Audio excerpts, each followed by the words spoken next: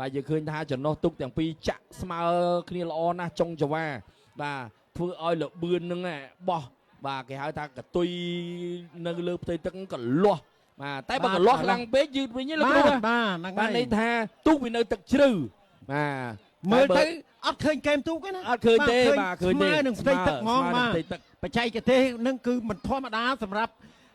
ជីដូនជីតាជាងជំនាញរបស់ប្រជាជនខ្មែរយើងគឺបកកែសង់មែនទេបាទបកកែធ្វើបកកែផលិតទូកនឹងខ្ញុំកោតសរសើរហើយកោតសរសើរទៀតបាទសម្រាប់បច្ចេកទេសនៃការសាងសង់ទូកវែងនេះបាទបាទឥឡូវយើងបន្តបាទមើលពី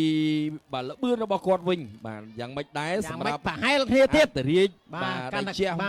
វត្តមាត់កសាសខ្សែទៅខាងក្រៅនៅតែល្អចឹងបាទនាំមុខប៉ុន្តែឥឡូវខាងក្នុងដកអីបាទជ្រៃសែនឆាយវាសនាមានជ័យបារមីបឹងក្រុមដកហើយជើងទី1គាត់បងចាញ់តែដកនេះអាចតោងមកជាប់បាទតែវាមិនអាចដកទៅឆ្ងាយទេហើយក្រៅនៅតែឆ្ងាយណាស់បាទក្រៅនៅតែលឿនបាទវត្តមាត់កសាស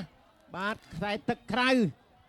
បាទខ្សែទឹកក្រៅវត្តមាត់កសាសជាវត្តមាត់កសាសនៅតែធ្វើបានល្អអញ្ចឹងនៅតែធ្វើបានល្អជាប់នេះមិនជាប់តោងជាប់បាទតោងជាប់បាទគាត់តោងជាប់ណាជាប់បាទគ្រាន់តែបាទទេសម្រាប់មួយវត្តកសាសបាទ